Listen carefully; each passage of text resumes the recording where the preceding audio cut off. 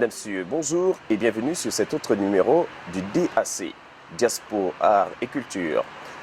Pour cette entrevue, nous recevons deux panélistes sur un sujet très poignant. L'action des différents membres de la diaspora, également sur la question de l'émancipation de la femme.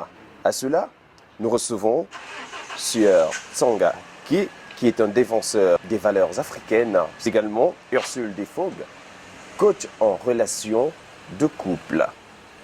Sur ce plateau, nous arborons ces deux points et aussi, n'hésitez pas de faire parvenir vos suggestions en ce qui concerne ce débat. Échange fraternel, échange très respectueux. Je suis Emmanuel Francky Malone Turner pour cette entrevue. Ursule Defog, bonjour et bienvenue. Bonjour, merci. Alors bien à vous, selon vous, quelle image la diaspora africaine projette-t-elle sur ses compatriotes qui se retrouvent du côté de l'Afrique, selon vous? Déjà, j'ai dit bonjour aux téléspectateurs. Je suis Ursule Defog, coach en relations de couple. Et par rapport à votre question, j'aimerais dire ceci.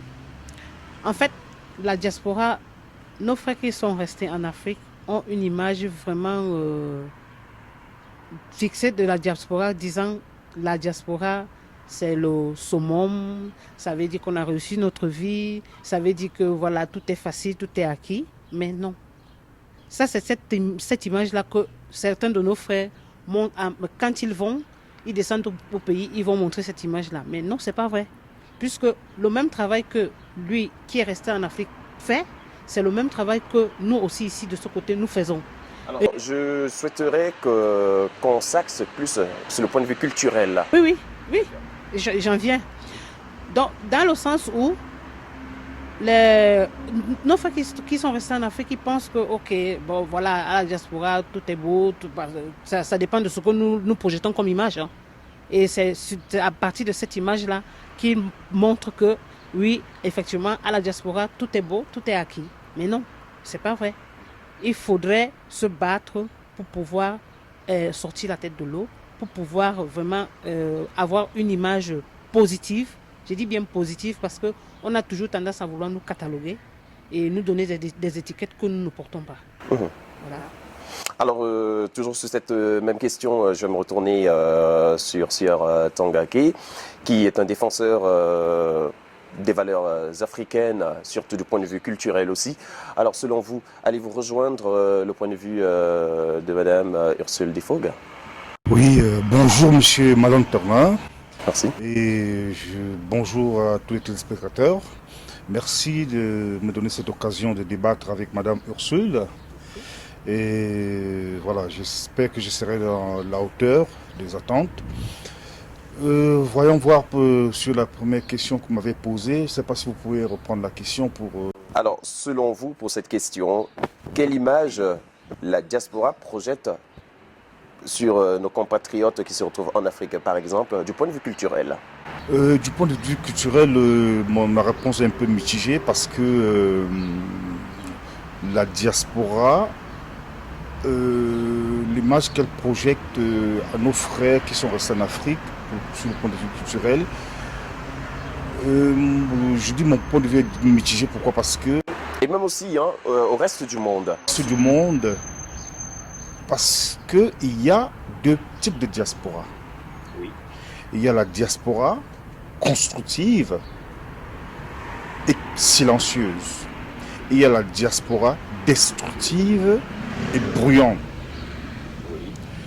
Et malheureusement, c'est la diaspora destructive et bruyante, fanfaron, excusez-moi du thème, qui fait plus de... qui donne plus d'impact en Afrique. C'est-à-dire que nos frères, nos compatriotes en Afrique prennent pour modèle. Et c'est cette diaspora-là qui prend cette mauvaise image-là. C'est-à-dire qu'ils fanfaronnent, ils arrivent ici, ils se filment dans des buildings, ils vont dans des soirées, faire des soirées de champagne, faire ceci, cela, publier des vidéos, publier des trucs qui ne sont qui sont tout sauf la réalité. Et la diaspora positive qui est silencieuse. Et qui est silencieuse? Un silence coupable. Vous voyez ce que je veux dire? Un silence coupable parce que elle est positive. Oui. Elle est positive parce qu'elle travaille, elle contribue, mais elle est coupable. Pourquoi? Parce qu'elle ne sensibilise pas nos jeunes frères qui restent en Afrique, les sensibiliser sur les réalités. C'est-à-dire, parce qu'on dit qu'il ne dit rien consent. La diaspora silencieuse qui est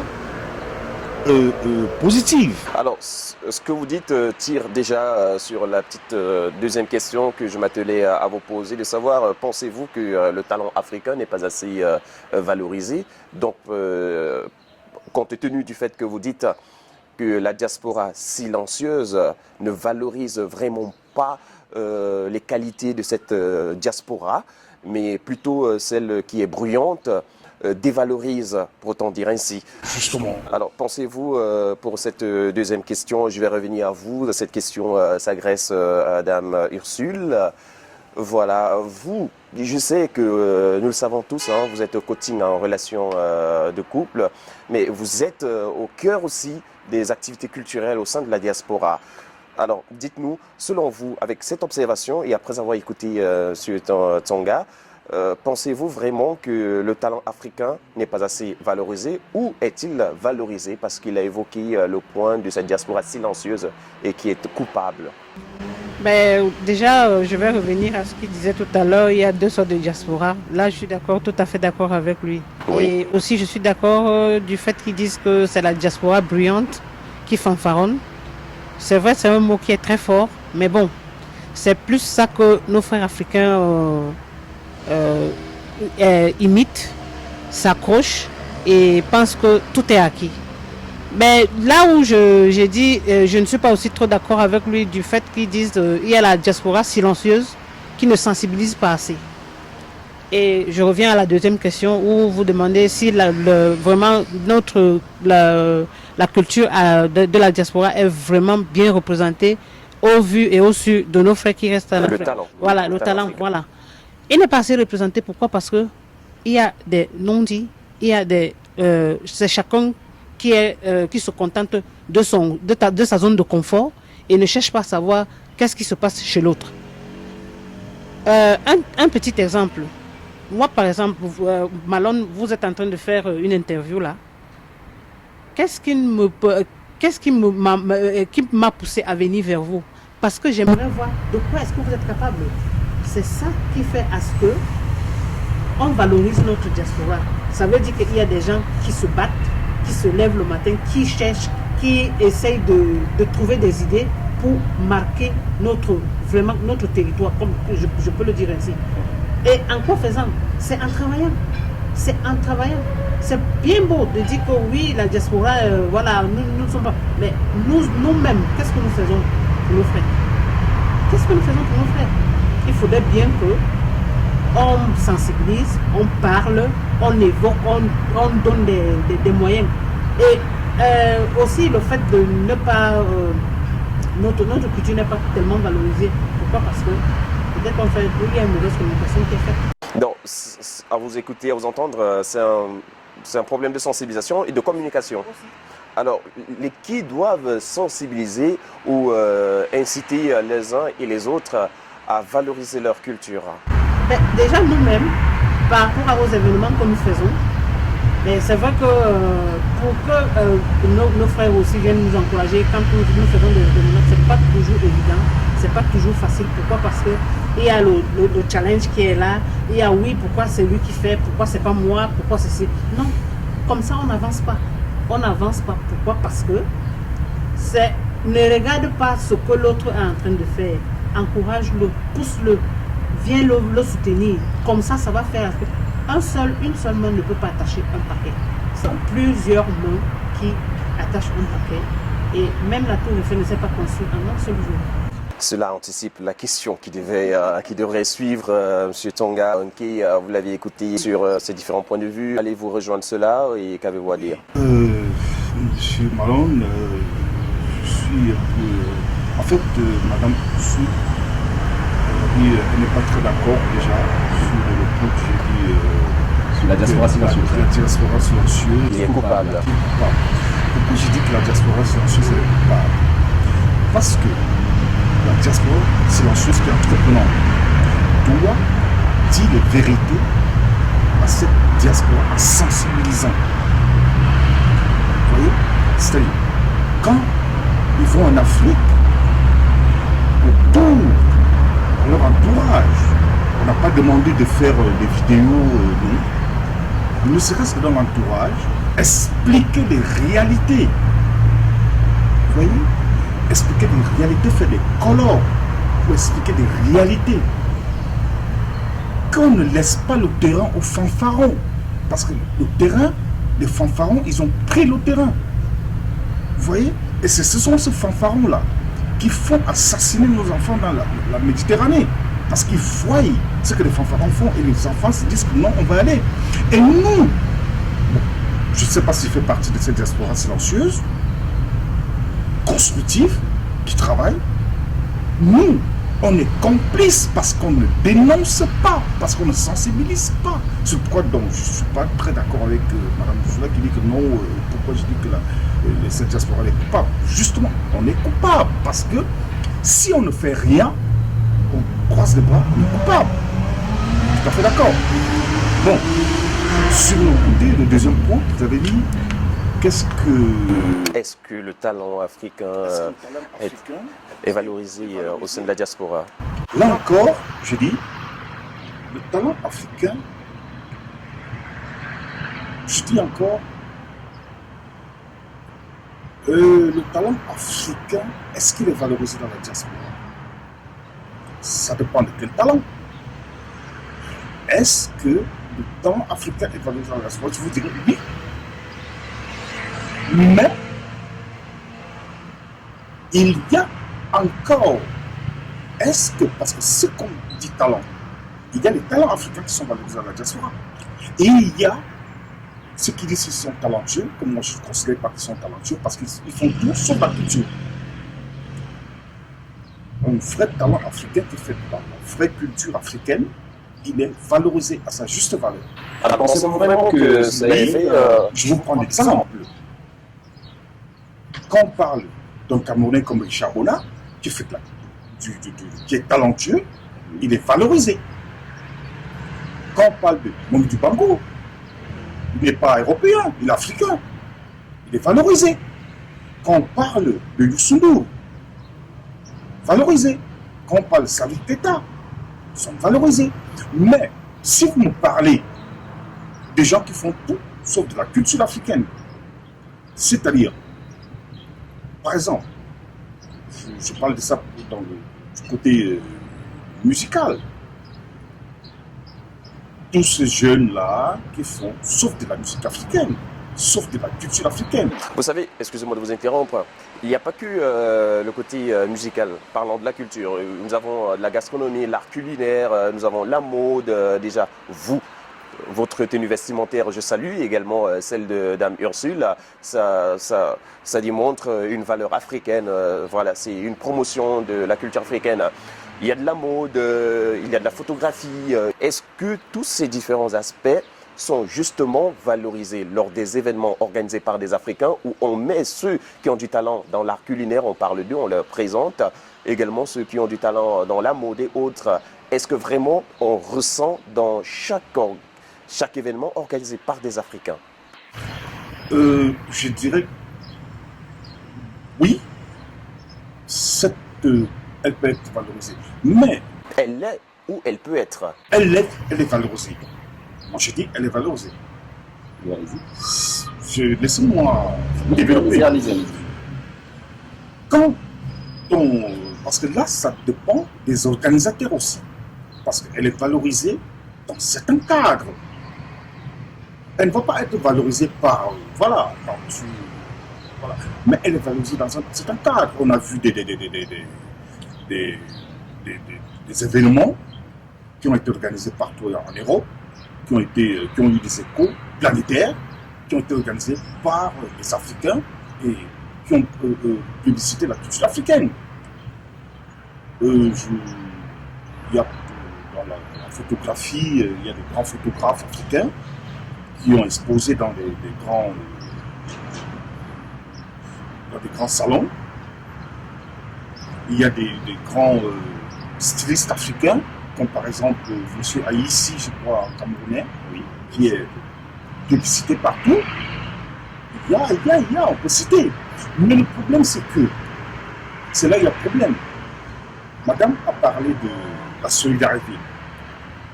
Quand on parle show business, on dit bien show business. On n'a pas dit show solidarité. Show compassion. On a dit show business. Show business, ça veut dire il y a du show, il y a du business. Dans le business, il n'y a pas de solidarité. Et c'est ça le problème qu'on a en Afrique. L'Africain a toujours cette idée, il faut être solidaire. Il faut avoir de la pitié. Non. Dans le business, il n'y a pas de la pitié, il n'y a pas de la solidarité. C'est la compétition, c'est la compétitivité. C'est-à-dire, qu'est-ce que tu me proposes? C'est pas parce que tu es africain que je vais dire oui, je veux consommer Malon parce qu'il est mon frère. Non. Il faut que Malon me propose. Il faut qu'il mette du packaging, qu'il vende son art. Qu'il y ait du concret. Qu'il y ait du concret. Alors, nous allons prendre Dame Ursule Defou qui manifeste son désaccord suite à ce que vous dites et qui a vraiment beaucoup à dire en direct. Non, je ne suis pas d'accord de tout ce que monsieur vient de dire. Oui. C'est vrai qu'il a signalé certains points qui valorisaient un peu la culture de la diaspora. Oui. Et je ne suis pas très d'accord. Il a cité tout à l'heure des grandes personnalités africaines qui ont déjà un impact dans la diaspora. Oui. Mais que fais-tu de ceux qui ont marqué leur temps? Que fais-tu de ceux qui sont au bas de la pyramide? C'est par là qu'on commence. La pyramide, elle ne se fait pas du sommet, non. C'est par le bas.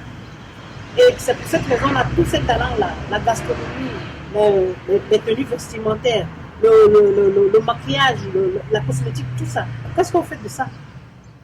Et puis, il y a plein de fléaux qui minent notre diaspora. Tant que ces fléaux-là ne sont pas vraiment... Et moi, j'admire vraiment ce qu'il est en train de faire parce qu'il l'extériorise ça. Comme tu l'as dit tout à l'heure, oui, il y a la diaspora qui travaille et qui est silencieuse et qui parle. Oui, elle est coupable parce qu'elle ne parle pas, elle ne dit rien. Et comme je reviens encore sur le fait qu'elle reste dans sa zone de confort, oui, ce n'est que moi, et le reste n'existe pas. Non, d'accord. Tout à l'heure, tu as évoqué que oui, il faudrait que si Malone vient te proposer un travail... de show business. Voilà, de show business. Voilà, pas de gratuité. Pas de gratuité. Non, il n'est pas question de gratuité. J'ai parlé juste tout à l'heure qu'il n'y a pas de solidarité dans cela. Le problème, c'est quoi? C'est que je te propose mon service, il faut que tu le payes. Et quand tu le payes, c'est quoi? Ça veut dire que tu m'encourages. Et si toi, tu le payes, ça veut dire que tu as des amis qui ne sont pas sensiblement mes amis. Hein. Et c'est ainsi de suite que tu fais ma publicité. Et je l'ai dit encore, Paris, la Tour Eiffel, ou qui que ce soit, même la Suisse ne s'est pas construite en un seul jour. C'est tous les jours qu'on mettait des plombs, des pilotes, tout ce qu'on voulait, pour que ça puisse être un édifice. Même une pyramide, même ta propre famille. Quand tu nais, ton enfant naît, c'est pas le lendemain qu'il devient un jeune garçon, un adolescent, un jeune adulte. Non, c'est des étapes. C'est des étapes. Et c'est cet encouragement-là qui manque à la diaspora. On va faire des événements, personne ne viendra t'encourager, que ce soit toi, mon frère africain. Non, c'est pas ça, c'est pas la mendicité, c'est juste qu'on doit s'implanter. Nous sommes là, on a cette chance d'être dans ce pays, profitons des opportunités qu'il nous offre. Et alors, arrêtons d'aller montrer des images qui ne sont pas les nôtres. Non.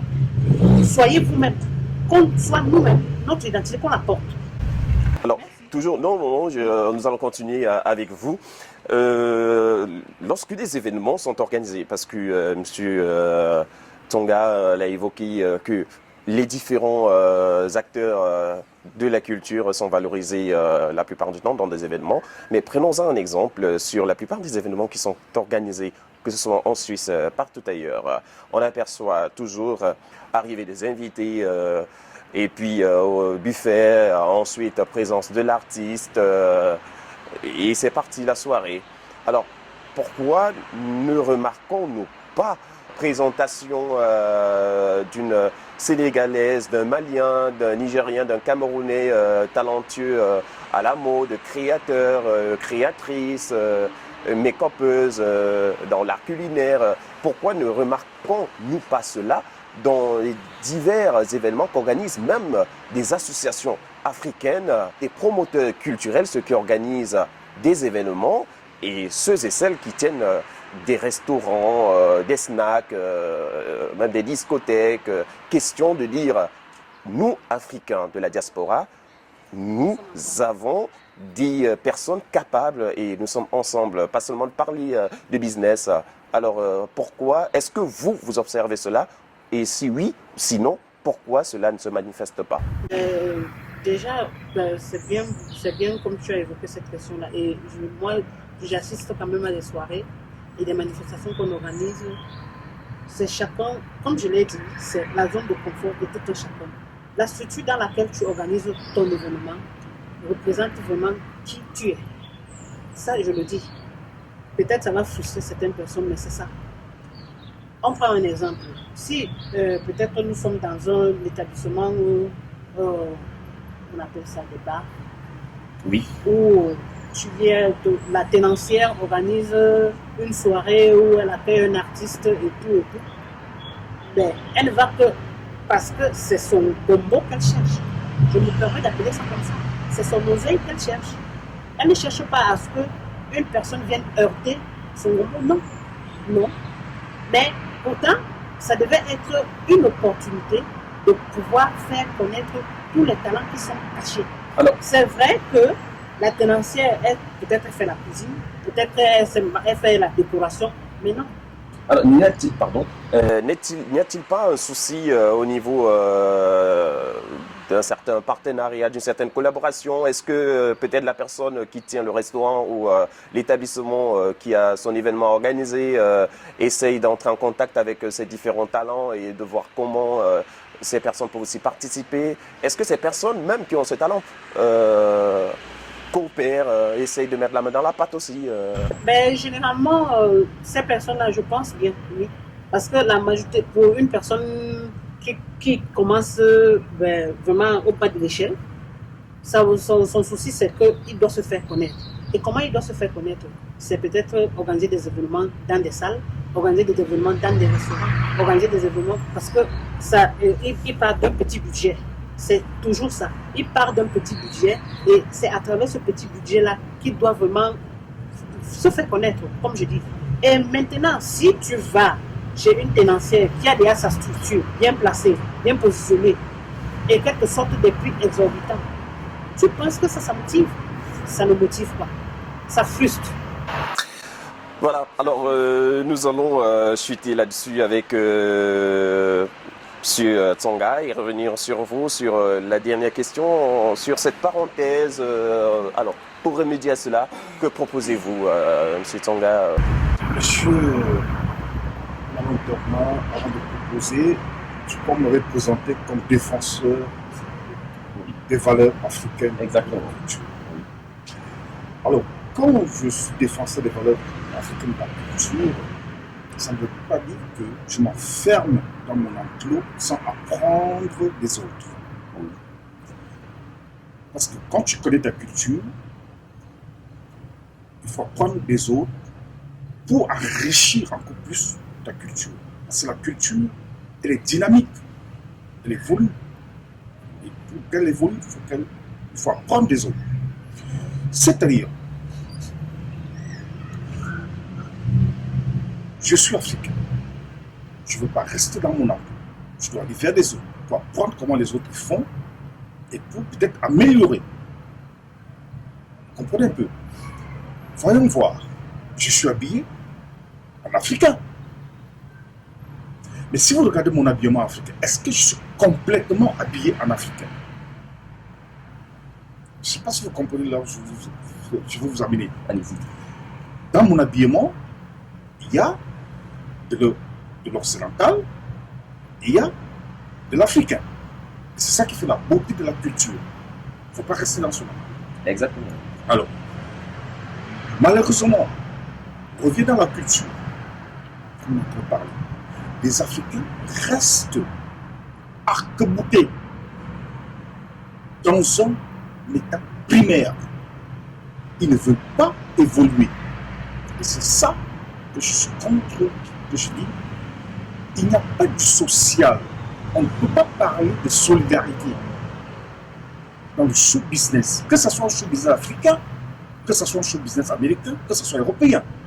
Pourquoi toujours l'Africain parle de la solidarité? Que non, comme je vais à un restaurant, il faut que les Africains viennent manger chez moi parce qu'ils doivent être solidaires. Non! Ne pensez-vous pas que cela soit important de soutenir des compatriotes? Non! Ça serait important. Quand l'Africain ouvre un restaurant pour faire de la restauration africaine, mais ouvert au monde. Ce n'est pas un restaurant africain pour les Africains seulement.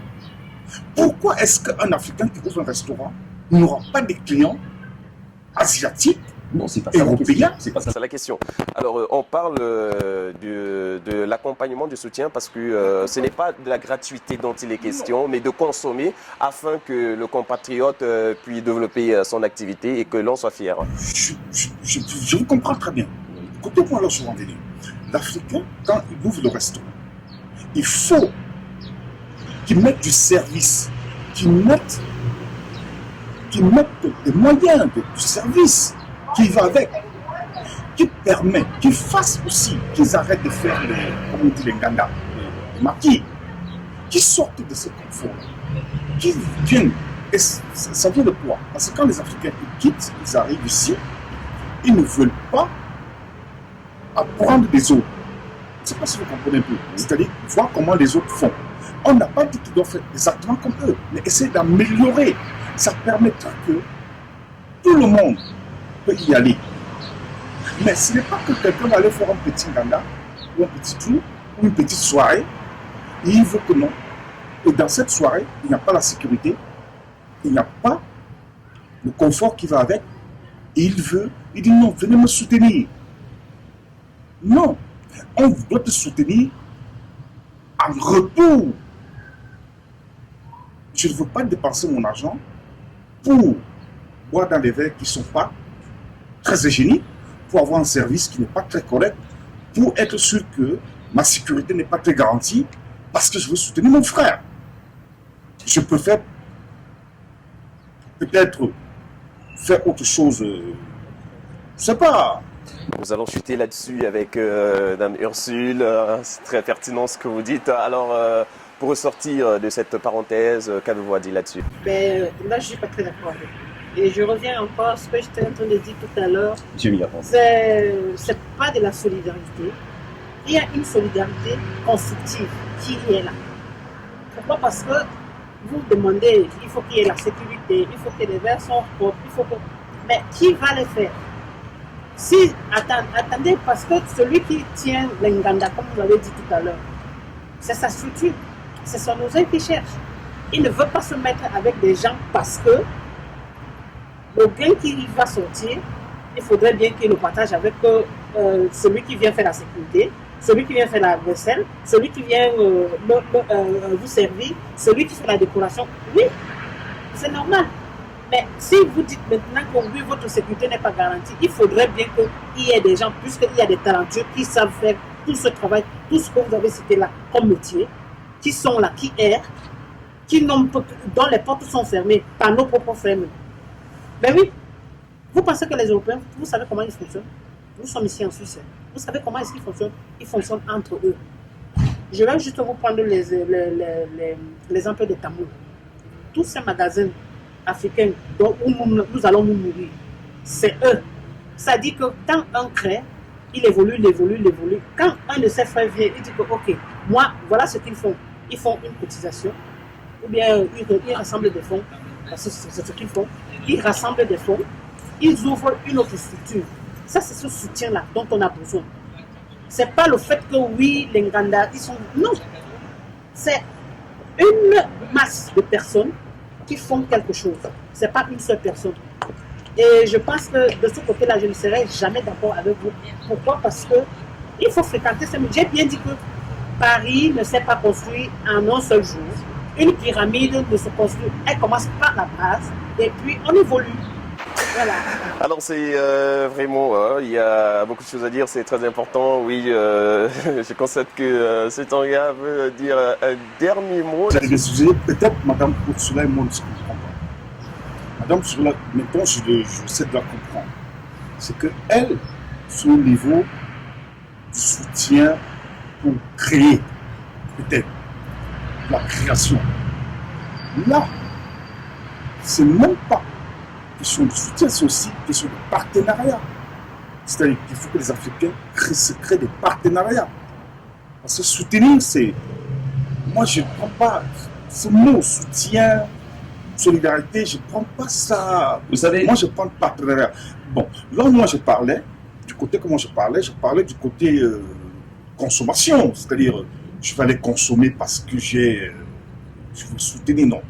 Je m'avais consommé parce que la personne me propose quelque chose, et bien, et c'est de là, je parlais donc de l'organisation, qu'il faut que les Africains apprennent des autres. C'est-à-dire qu'ils apprennent des autres pour dynamiser leur culture. C'est-à-dire, comment est-ce que les autres organisent leurs événements, qu'ils apprennent. C'est ça que je parlais. Parce que si c'est bien organisé, ça va me pousser à les consommer. Je ne vais pas les consommer pour solidarité. Je vais les consommer parce que c'est bien organisé. En plus, comme c'est ma culture. Bon, du côté qu'elle parle d'encourager, ça c'est le partenariat parce que je ne veux pas encourager pour perdre, je veux encourager pour gagner. C'est un débat super alléchant avec plein de choses à dire. Hein. Nous y reviendrons dans nos prochaines éditions, certainement avec d'autres invités ou encore les mêmes. N'hésitez pas de nous contacter via les différentes adresses qui s'affichent sur l'écran si vous voulez participer à l'enregistrement de cette émission Diaspora Art et Culture tous les dimanches. Émission enregistrée à la Couronne d'Or sur Genève. Nous allons nous pencher un tout petit peu, et maintenant d'ailleurs, sur un point très important. Il s'agit de l'intégration de la femme au sein de la diaspora, la femme africaine bien sûr. Et nous allons prendre ce début d'envol sur cette question avec vous, sur Tonga, tout en rappelant que vous êtes défenseur des valeurs africaines. Alors selon vous, pensez-vous que la femme africaine est vraiment intégrée et s'émancipe aussi très bien au sein de la diaspora, ici en Europe? Question très délicate. Très délicat parce que moi qui suis africain, qui défends des valeurs africaines, je me dis la femme africaine dans la diaspora a perdu le nord. Pourquoi? Parce que tout ce qu'on voit, c'est désolant, la femme africaine. La femme africaine qui est le sort de l'éducation de la société africaine. Parce que, quoi qu'on dise, sauf les ignorants qui ne connaissent pas la culture africaine, qui pensent que la femme africaine en Afrique est marginalisée et chosifiée, vient en deuxième place. En Afrique, dans la culture africaine, que moi je connais et que je plébiscite, la femme africaine est au premier rang. C'est la femme africaine qui dirige. C'est la femme africaine qui éduque. Parce que qui donne vie éduque. Ne pensez-vous pas que tel est le cas aussi ici, au sein de la diaspora, au sein de l'exil étranger? Au sein de la diaspora, cette femme africaine, elle est tout au contraire, je peux dire, elle est chosifiée, elle est devenue une marchandise. Je peux me dire qu'elle est devenue esclave d'elle-même. La faute à qui? Nous y reviendrons avec vous sur cette question, la faute à qui? Alors, Dame Ursule Défaut, coach en relation de couple. Ceci dit, vous en savez davantage parce que vous êtes a priori de temps à autre avec des femmes qui ont des blessures dans leur vie. Qu'avez-vous à dire là-dessus? Mais la femme africaine à la diaspora, c'est, comme il a dit tout à l'heure, elle est justifiée. Et j'ai bien aimé ta réplique en disant la faute à qui?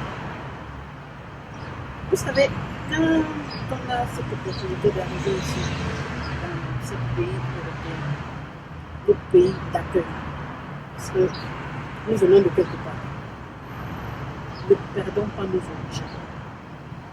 Et je pense que beaucoup de nos sœurs, beaucoup de mes sœurs ont perdu leurs origines. Elles se sont dénaturées, oui, je peux le dire, oui. Pourquoi? Parce que quand elles arrivent ici, elles embrassent à cœur joie la culture de ces Européens. Pourtant, elles ne le font pas. La culture occidentale. Si tu veux.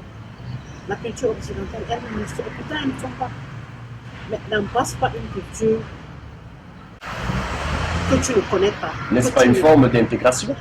Non. Non. Et il y a intégration et intégration. Quand tu veux t'intégrer, tu cherches à trouver d'abord ton identité, à t'implanter, à avoir un nom. Et pourquoi est-ce que je le dis? Parce que c'est comme si quand j'arrive chez toi, il ne faudrait pas que je me prenne dans mes aises. Hein. Non. Je respecte le lieu ou l'endroit ou la chaise que tu me donnes. Ça, c'est un respect pour toi. Et je ne commence pas à filer un peu et à fuir dans ta maison parce que, ok, tu m'as invité chez toi. Non. Et c'est fait. Je parle de ça pourquoi? Parce que nos sœurs, elles oublient vraiment les valeurs qu'elles ont reçues de par l'éducation des parents, de par les expériences qu'elles ont vécues avant d'arriver ici. Quand elles arrivent, c'est voilà, olé olé, voilà, on est arrivé, tout est beau, tout est vie, il faut qu'on embrasse. Non. Et elles se perdent dans tout ça. Elles se perdent dans tout ça. Mais une fois qu'elles font feedback, elles se remettent en question, mais je pense que même le comportement, même la façon de faire les choses, même la façon, même le code vestimentaire change. Je peux vous dire, moi, je peux m'habiller, il fait froid. Nous sommes pratiquement peut-être à moins 1 degré. Je suis fière de la mauvaise ici. Mais vous vous rendez compte, il y a certaines de nos soeurs, elles disent que c'est des habits de singe. Non, mais on est où? Si toi-même tu ne te respectes pas, tu penses que là où tu arrives, on va te respecter. Aime-toi, on va t'aimer. Vous l'avez évoqué, vous l'avez dit que la femme est marginalisée, la femme voilà, est dévalorisée. La question que j'ai eu à vous poser était de savoir la faute à qui? Alors dites-nous un tout petit peu à qui revient le tort si elle n'est pas assez prise en valeur. Je veux dire, si la femme africaine, la diaspora est aujourd'hui marginalisée, justifiée,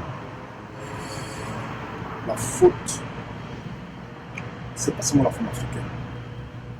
La femme courageuse, que la femme qui soit occidentale, africaine.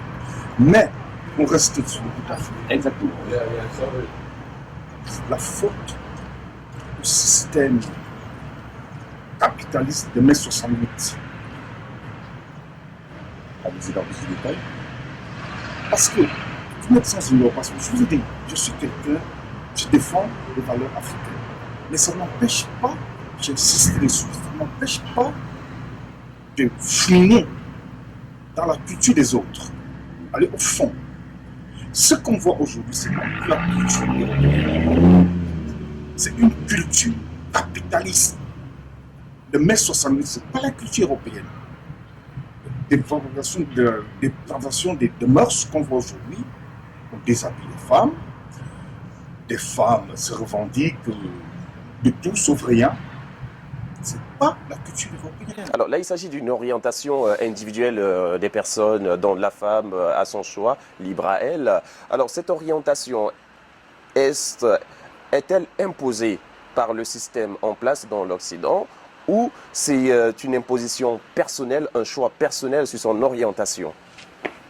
Soit personnel de qui? De la femme? De la femme ou de son congénère, de son entourage? Non, ce choix est par rapport au système et aussi au choix. Bon, Vous essayez de nous faire comprendre que le système impose une dépravation de cette... Le système impose, mais quand le système impose, on peut se retenir, on peut contrôler, on peut se contrôler. On n'est pas obligé de suivre le système. Le système peut vous imposer, pour vouloir vous imposer. Le système peut vouloir vous imposer. Mais si vous êtes préparé, vous pouvez dire non, je ne veux pas entrer dans cet engrenage. C'est là où la faute aussi est partagée par la femme africaine. Mais attention, vous arrivez dans un système qui va vous imposer. Vous n'êtes pas obligé d'y adhérer. Vous devez quand même garder des réserves. Dites qu'attention, j'ai quand même mes valeurs. Je ne veux pas. Mais ce qu'on constate, c'est qu'elle se laisse aller. Non, elle perd de la dignité quelque part. Elle perd de la dignité. Et quand elle perd de la dignité, elle se retrouve donc esclave de ce système. Vous voyez? Parce que la femme africaine, aujourd'hui, on voit tout ce qui se passe dans les réseaux sociaux, le comportement. Mais ce que la femme africaine oublie, c'est qu'à l'instant, elle pense se profiter de ce système, que ce système est bien, c'est bien pour elle. Mais elle oublie que c'est elle qui donne vie et c'est elle qui éduque la société. Cette femme africaine qui se comporte d'une façon légère, malsaine, quelle image elle donne à sa progéniture? Très belle parenthèse, Dame Ursule Défaut. Nous allons pencher cela vers vous. Sur Tsonga a parlé d'éducation, ce qui revient aussi à l'entourage de celle-ci. Alors, pensez-vous que ça a une importance, Ursule Défaut? Bien sûr que l'entourage, dis-moi avec qui tu marches, je te dirai qui tu es. Dis-moi où tu loges, je te dirai qui tu es. C'est toujours, il y a toujours l'entourage. L'entourage. Si tu marches avec des gens qui n'ont pas de valeur, tu n'auras pas de valeur. C'est pour ça qu'on dit toujours, entourez-vous des bonnes personnes, des personnes ayant des zones positives et des personnes qui vous propulsent, pas qui vous rabaissent. Et cela permet à ce que vous ayez une identité, une personnalité, une reconnaissance. Et ces femmes, j'aborde dans ce qu'il disait tout à l'heure, elles perdent de leur valeur parce que la société leur impose. Non. La société, d'accord, elle t'impose. Mais quelque part, tu as reçu une éducation, tu as des valeurs que tu dois défendre. Et je dis bien défendre, tu dois défendre tes valeurs. Moi, je parle vraiment parce que ça me prend au trip. C'est par rapport à mon expérience personnelle. Et comme je suis arrivée ici, il a fallu que je me batte. J'ai prends des armes. Mais pas dans le mauvais sens. Dans le sens où il faut que je réussisse. Il faut que je sois quelque chose. Il faut que je sois une personnalité. Il faut qu'on me reconnaisse. Parce que je suis là. Je fais partie aussi de celle-là. Voilà, tu fais des impôts, tu travailles, tu fais ceci. Oui, et on doit reconnaître que je suis présente. Si tu ne te donnes pas ces moyens-là, comment tu voudrais que tu vas accuser le système? Non, ce n'est pas le système qui viendra faire à ta place. Non, tu dois faire toi. Et comme ça, tu seras reconnu. Et le système saura que oui, elle est là. On lui donne sa place. D'accord. Alors, vous êtes aussi, vous allez rejoindre ce que vient d'évoquer Madame Ursule Défaut. J'insiste, c'est pas seulement faute à la femme africaine. Il faut le partager. La femme africaine doit se ressaisir. Regarder, je trouve, penser. Est-ce que Moi qui suis éducatrice de la société, quelle société je vais laisser demain? Ne pas, là où je suis d'accord avec eux, ne pas suivre les positions de la société. Il faut se poser des questions. Et la question qu'elles doivent se poser, c'est que quelle éducation? Moi qui suis éducatrice, parce que c'est ça que la femme africaine doit mettre dans le jeu de la diaspora. C'est-à-dire qu'elle est éducatrice. C'est avant ça qu'elle doit se mettre dans la tête. Je suis éducatrice, une éducatrice doit éduquer sa progéniture. Et si l'éducatrice n'est pas elle-même éduquée, la société de demain, ça serait n'importe quoi. Mais je dis que elle n'est pas totalement fautive. Parce que il y a la société qui oblige aussi certaines, qui veut l'imposer. La société de mai 68 qui veut l'imposer. Et que la société de mai 68 veut. L'objectif de la société de mai 68 veut que la femme africaine devienne esclave. Je vais illustrer. Je vais prendre l'exemple. La femme africaine, depuis mai 68, elle est ici, elle doit travailler. Elle doit cotiser. Elle doit sortir tôt le matin pour aller travailler. Ça veut dire qu'elle veut être indépendante. C'est ce qu'on promeut. Oui. La femme doit être indépendante, elle doit gagner sa vie, elle ne doit pas attendre un homme. C'est bien. Mais le revers de la médaille, c'est quoi? Tu ne peux pas avoir l'argent du beurre pour le beurre. Tu ne peux pas être indépendant et gagner et éduquer les enfants. Parce que tu serais obligé de sacrifier un côté. Soit tu sacrifies l'éducation de ta progéniture et tu gagnes de l'argent et tu te la fais bien, belle. Tu es indépendant, tu fais tout, mais c'est la voisine ou alors c'est la nounou qui va éduquer ton enfant selon sa culture. N'y a-t-il pas d'autres qui parviennent à s'en sortir? Ursule Défaut, j'aperçois un mécontentement. Non, je ne suis pas d'accord de ce que M. Tonga dit.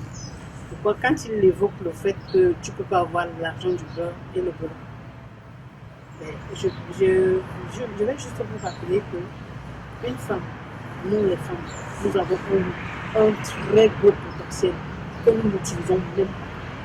Je vous parle en tant que maman, en tant qu'épouse, en tant que grande sœur et en tant qu'amie, tout ce que vous voulez. Vous voyez un peu toutes ces casquettes-là. La femme qui veut être indépendante, elle a cette capacité-là d'être indépendante. Même sans aller au travail, elle est capable de faire des choses. Indépendante dans quel sens? Sûrement, elle va faire des services chez elle en éduquant ses enfants. Oui, ça s'appelle de l'entrepreneuriat. Tu crées. Chacun d'entre nous naît avec des dons et des talents. Et il faut les utiliser. Mais on ne les utilise pas. Nos sœurs africaines n'utilisent pas leurs talents. Nous avons un très gros potentiel. Quand ce pays dans lequel nous arrivons, il faut que nous prenions notre culture, qu'on la fasse savoir, qu'on la fasse connaître. C'est très important. Et ça part aussi de l'éducation de nos enfants. Vous pensez que les enfants que nous les faisons avec qui?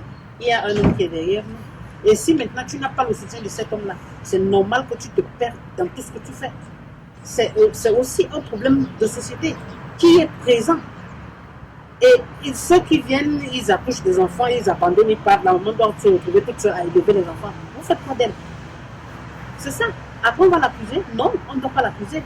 Parce qu'elle porte ça en elle et elle n'ose même pas parler parce que, bon, les candidatons, les jugements, les ceci, les cela. Non, non. Il ne faut pas que la femme africaine se laisse aller.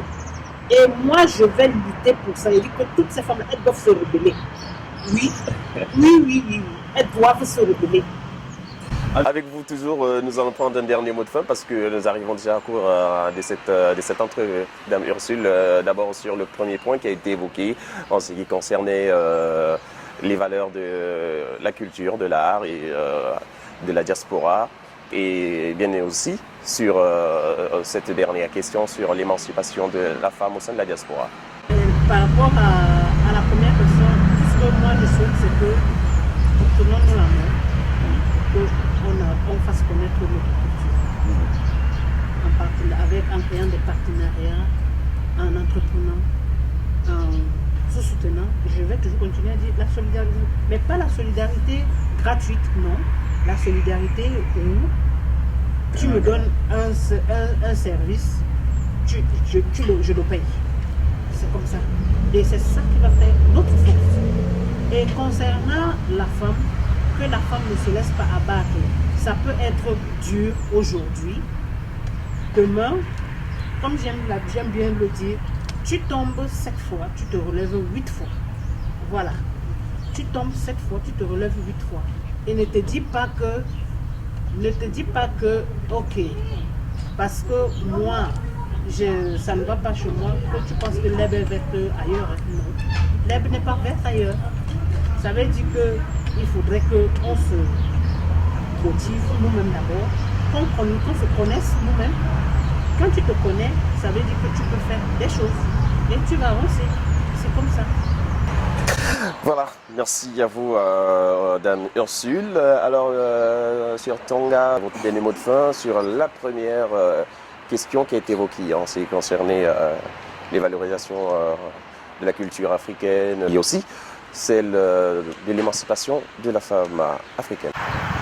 Comme je soutiens toujours que la solidarité aussi, comme Mme Ursule, c'est une solidarité gagnant-gagnant, oui. C'est ce terme qu'elle donne. C'est ça, oui. Mais moi, je reste toujours dans le partenariat gagnant que les Africains essaient de construire un système de partenariat pour mettre en place des structures, que quand ils vont mettre en place des structures culturelles, et de deux, que les Africains essaient de professionnaliser leur culture. Qu'ils essaient de professionnaliser leurs activités culturelles. C'est-à-dire qu'ils apprennent des autres, qu'ils vont vers des autres, qu'ils voient comment les autres font, pour essayer aussi de professionnaliser. Ne pas faire dans l'amateurisme. Parce qu'en faisant dans cet amateurisme, on reste dans une espèce de fanfaronnade. Vous voyez? C'est-à-dire, juste parce qu'il faut qu'on dise que M. Tsanga a organisé un événement. On parle de moi, et peut-être quelques, voilà, on chante de moi par-ci par-là. Mais non, c'est pas ce qu'on veut. On veut quelque chose de professionnel. Donc, ils essaient de professionnaliser leurs activités culturelles. Et du côté, comme on a dit, l'émancipation de la femme, je vais dire aux femmes africaines de faire la part des choses. Je les comprends. C'est facile de les condamner.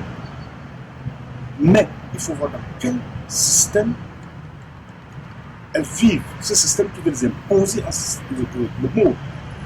Mais peut-être qu'elles font la part des choses. Qu'elles sont dans ce système, mais qu'elles sont dans ce système avec un pied devant, un pied derrière. Sachant qu'on est dans le système, oui, on fait comme le système veut, mais qu'on garantisse l'éducation de nos progénitures. Comment faire pour garantir l'éducation de nos progénitures? C'est en prenant du recul. Ne pas se lancer totalement, mais ne pas non plus être à marche. Vous comprenez un peu? Kiff, limite. C'est compris. Merci. Voilà. Je vous en prie. Madame, c'est terminé pour cette entrevue. Vous les avez si bien écoutés sur Tonga Key, défenseur des valeurs africaines. Bien également, Dame Ursule Défaut, qui est coaching en relation de couple. Rendez-vous au prochain numéro, dimanche prochain enregistrement. Vous pouvez, comme je vous l'ai si bien évoqué, nous contacter pour participer à ce débat. sur ces différents contacts qui s'affichent sur l'écran. D'ici à là, portez-vous bien. Mise en place technique des différentes caméras Rolls, Brenda. Quant à moi, je reste à votre entière disposition. Votre humble serviteur, Emmanuel Francky Malone Turner pour le DAC Diaspora Art et Culture. D'ici à là, portez-vous bien. Excellente semaine à toutes et à tous. Au revoir. Voilà, il n'y a pas eu de bagarre. Super, c'était magnifique. Voilà, là, c'était bon. Ah ouais.